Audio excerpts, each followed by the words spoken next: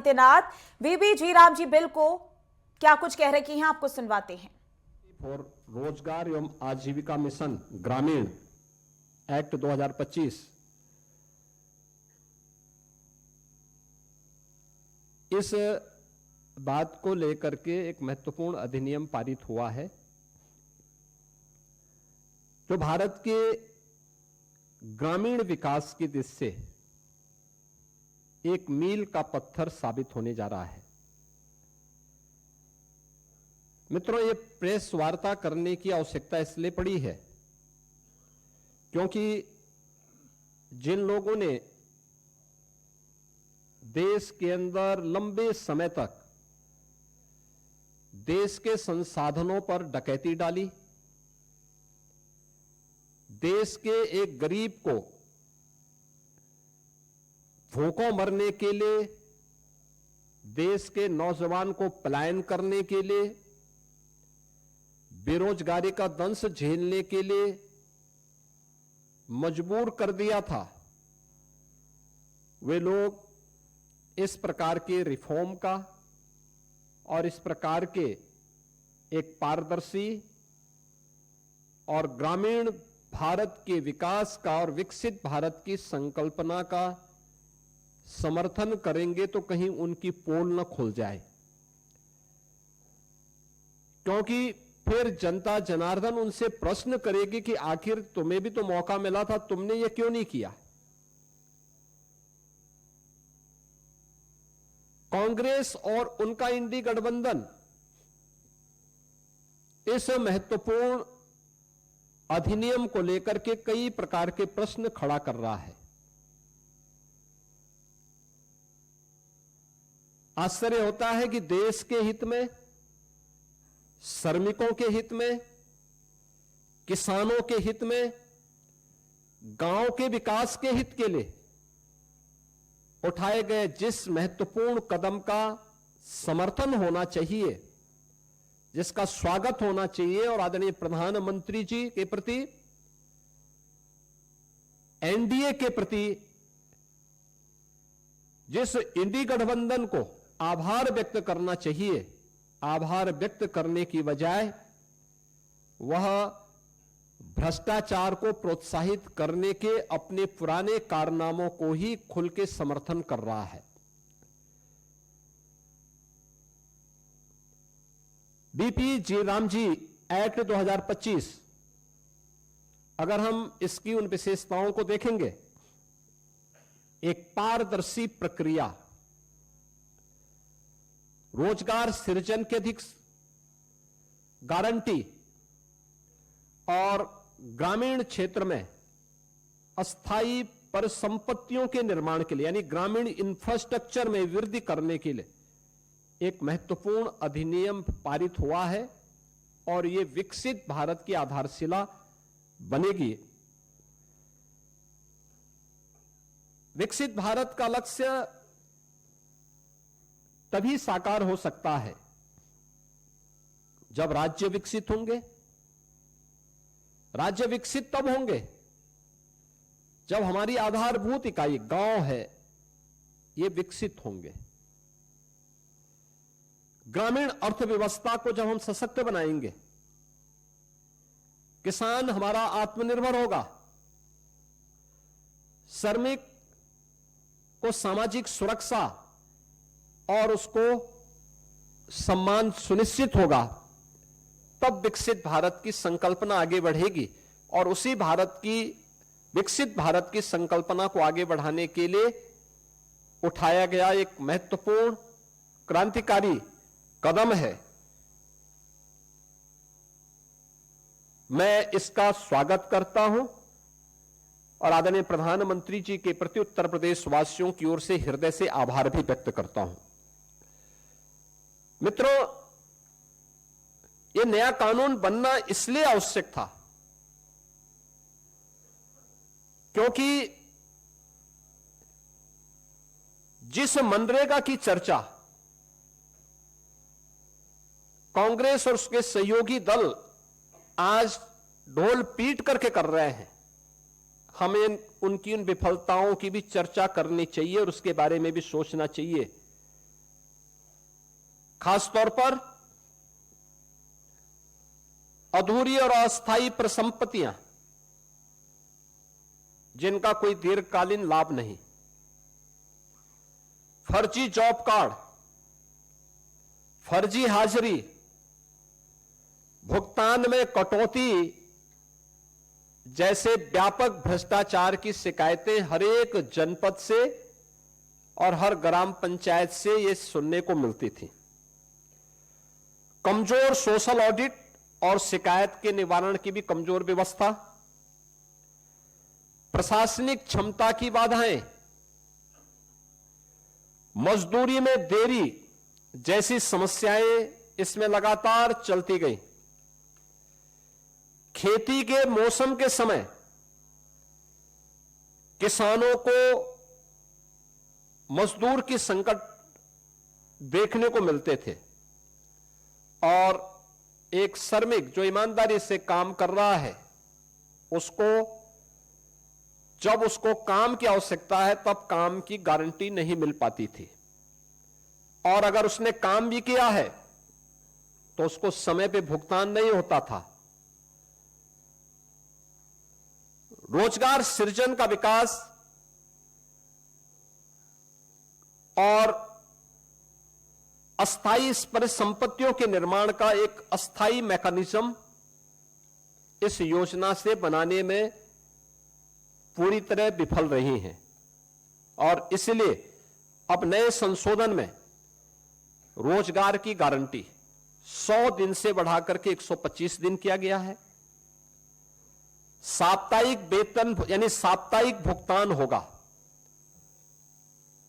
ऐसा नहीं कि महीनों और वर्षों लग रहे हैं, अब हर सप्ताह लेबर ने काम किया तो साप्ताहिक उसे भुगतान होगा, और देरी होगी तो इसका मुआवजा भी देना होगा, यानी उसके लिए अतिरिक्त उसको ब्याज देना होगा। समय पर काम नहीं मिलने पर बेरोजगारी भत्ता अब कानूनी अधिकार हो गया है। यानी अगर कोई व्यक्ति कहता साहब मुझे काम चाहिए और काम नहीं दे रही है ग्राम पंचायत, तो उसके बदले में उसको भत्ता की गारंटी होगी।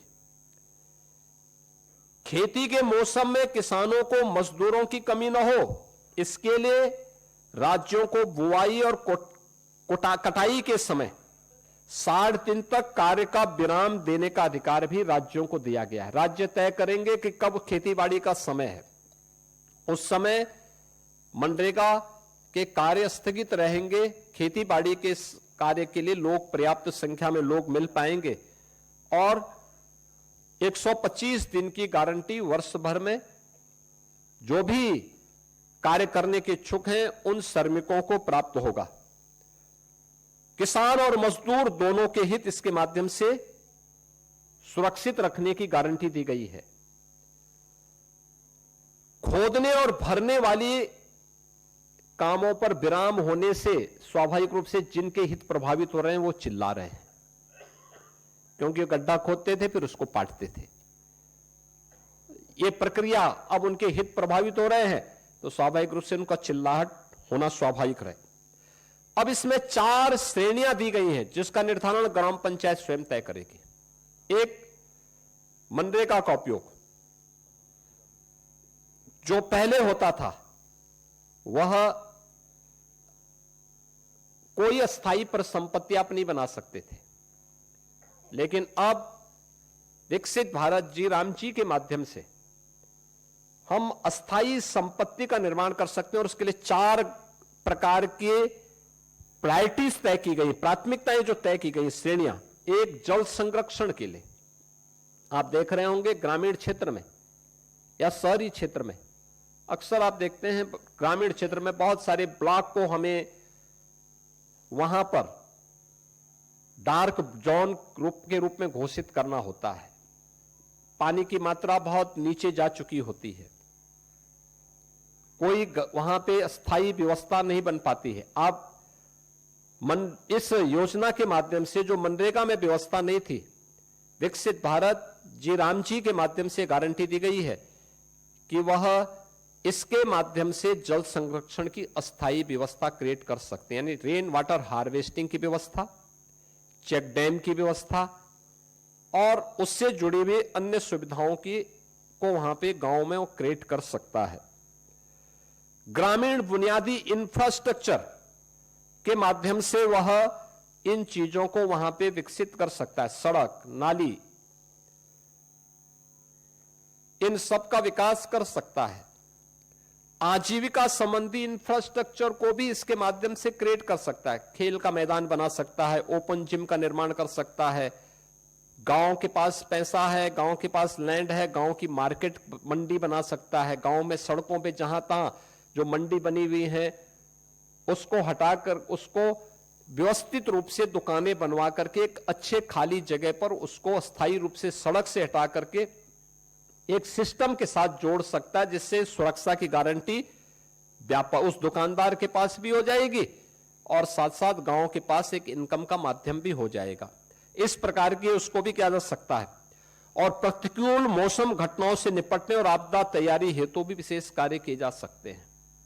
यानी बाढ़ प्रबंधन के लिए गांव से जुड़े हुए छोटे छोटे कार्य हैं, उसके लिए शासन पे उनको निर्भर रहना पड़ता है। अब इसके लिए निर्भरता की आवश्यकता नहीं, ये सारी चीजें वहां पर उपलब्ध। आप इस विकसित भारत जी राम जी की इस स्कीम के माध्यम से इस अधिनियम आपको एक गारंटी दे रहा है।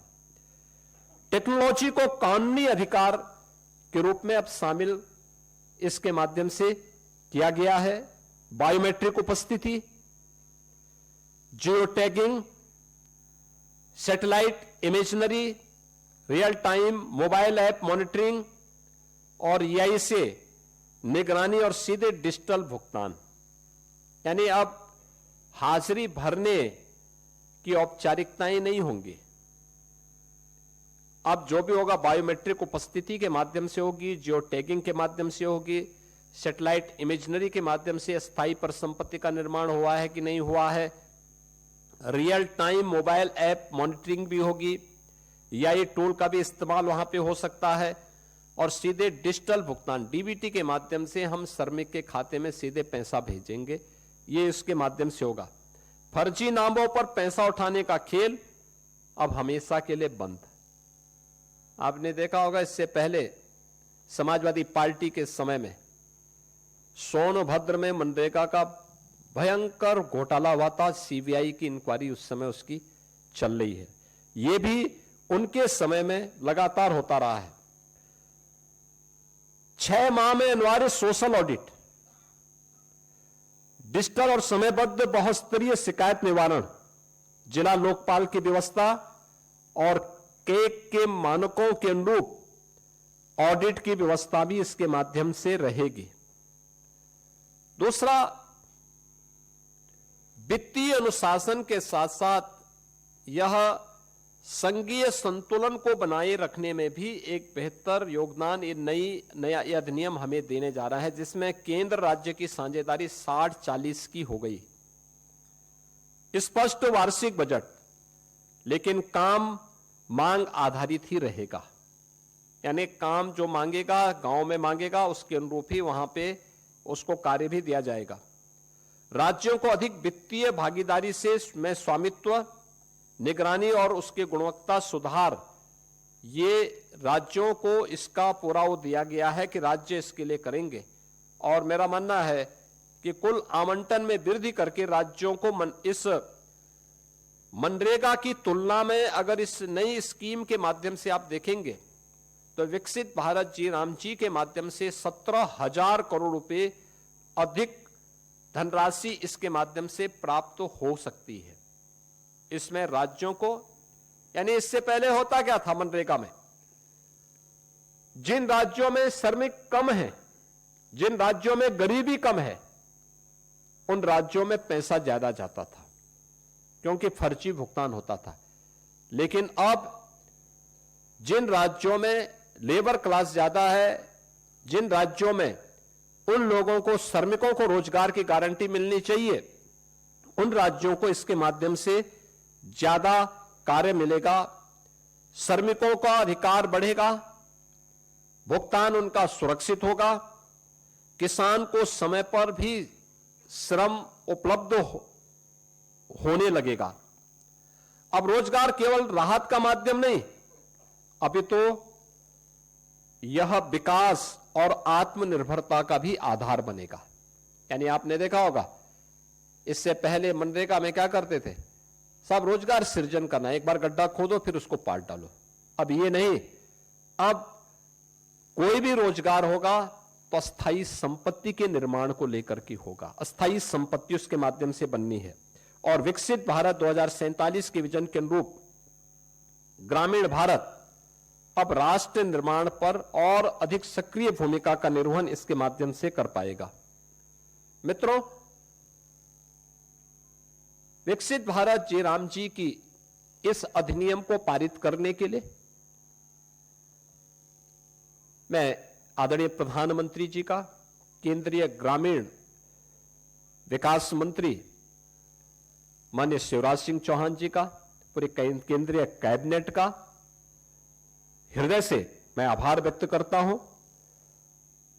और मैं इसलिए भी धन्यवाद देना चाहूंगा कि उत्तर प्रदेश जैसे राज्य को इससे काफी लाभ होगा और उत्तर प्रदेश सरकार इस कानून को पूर्ण संवेदनशीलता के साथ, पारदर्शी तरीके और प्रभावशीलता के साथ उत्तर प्रदेश में हम लागू करके रोजगार की एक नई गारंटी के साथ प्रदेश के अंदर हम लागू करेंगे। हमारा स्पष्ट लक्ष्य है, हर पात्र को समय पर काम, हर गांव में टिकाऊ परिसंपत्तियां और हर श्रमिक के जीवन में सम्मान, सुरक्षा और खुशहाली हर हाल में प्राप्त होनी चाहिए। और आदरणीय प्रधानमंत्री जी के इस विजन के अनुरूप हम उत्तर प्रदेश के अंदर इसे प्रभावी ढंग से लागू करेंगे। और मैं फिर इस बात को कह सकता हूं कि विकसित भारत जिनकी संकल्पना में नहीं है, श्रमिकों का हित और किसानों का हित जिनके एजेंडे में कभी नहीं रहा है, ग्रामीण भारत का विकास हो और हर नागरिक को सम्मानजनक जीवन जीने का अधिकार मिले, ये जिनके एजेंडे में कभी नहीं रहा है, वे लोग तमाम प्रकार की भ्रम की स्थिति पैदा करना चाहते हैं और वही लोग इसका दुष्प्रचार भी कर रहे हैं। विकसित भारत जी राम जी का यह अधिनियम भारत के श्रमिकों के लिए, भारत के किसानों के लिए, भारत के ग्रामीण भारत के विकास के लिए एक मील का पत्थर साबित होगा। और उत्तर प्रदेश सरकार इस अधिनियम का समर्थन करती है और इसको पूरी प्रभावी तरीके से लागू करने के लिए अपनी प्रतिबद्धता को दोहराती है। धन्यवाद जी।